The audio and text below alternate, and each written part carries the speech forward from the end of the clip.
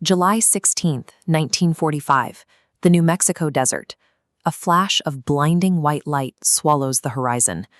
Watching from a bunker miles away, the man who built it recalled a line from Hindu scripture, "Now I am become death, the destroyer of worlds."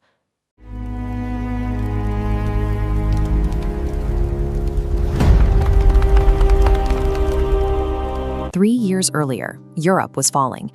In 1939, German scientists successfully split the uranium atom. By 1942, Nazi Germany was aggressively pursuing a weapon that utilized nuclear fission. Fearing a Nazi monopoly on nuclear energy, the United States launched its own highly classified research program. The Manhattan Project became a race to harness the atom before the Axis powers could secure a decisive advantage. The most destructive device in human history was born from the fear that an opposing regime might reach the same discovery first. To win that race, the American government needed an intellect capable of managing a problem that was, at the time, entirely theoretical. They selected J. Robert Oppenheimer, an American theoretical physicist. He possessed a rare ability to synthesize vast amounts of complex data and could rapidly coordinate the disparate scientific minds needed for such a massive undertaking. The government constructed Los Alamos, a secret city on a remote mesa in New Mexico. They isolated the world's most capable scientific talent in the desert, far from public view. This map shows the project's immense physical footprint, with major facilities sprawling across the United States, including Oak Ridge and Hanford.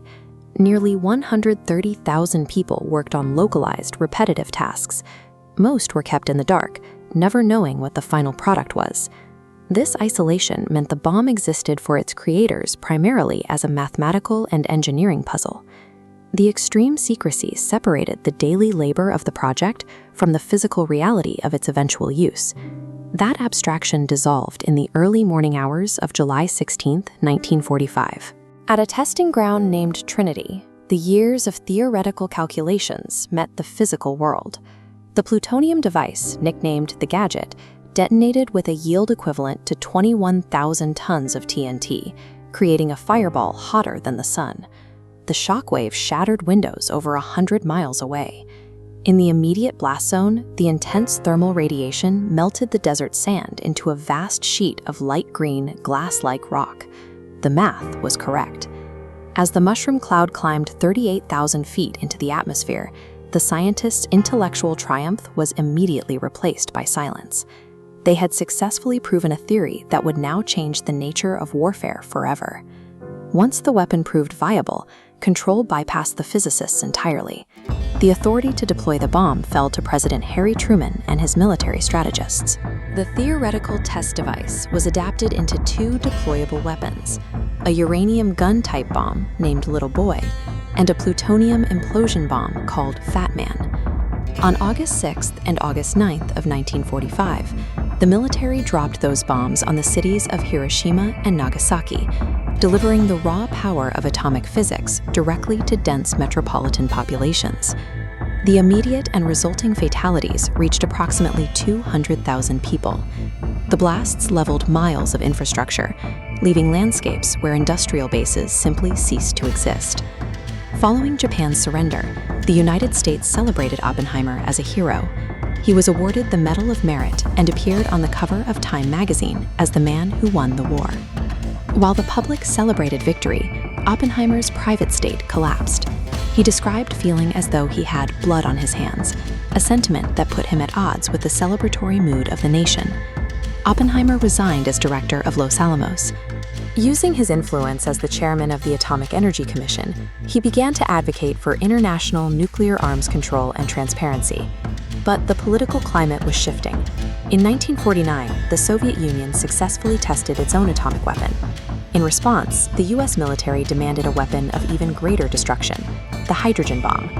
This chart shows the explosive scale comparison. The multi-megaton yield of the proposed thermonuclear weapon dwarfed the 21-kiloton Trinity test. It represented a jump from destroying a city to erasing an entire geographic region. Oppenheimer opposed the new program on both moral and strategic grounds. The project moved forward despite his objections, championed by Edward Teller, who viewed the weapon as a necessary deterrent in the Cold War. Oppenheimer's resistance to the arms race was increasingly viewed with suspicion. By attempting to slow the development of new weapons, he made himself a target for a government focused on total nuclear superiority. In 1954, the Atomic Energy Commission held a security hearing to investigate his loyalty. The government used his past associations as leverage, and in a breach of standard procedure, his lawyers were denied access to the classified evidence being used against him. The hearing resulted in the permanent revocation of his security clearance. He was stripped of his advisory roles, publicly disgraced, and removed from the centers of American power. Cut off from the scientific empire he helped build, Oppenheimer faded into relative obscurity. He spent much of his remaining time living quietly in the Virgin Islands, far from the laboratories of the United States. In 2022, the U.S. Department of Energy finally acknowledged that the original 1954 hearing had violated its own procedural rules. They cleared his name nearly 60 years after his death, admitting the decision should never have been made. Oppenheimer died in 1967. He lived long enough to watch his theoretical discovery grow into a permanent global standoff, knowing that the weapons he built remained fully armed in concrete silos, simply waiting.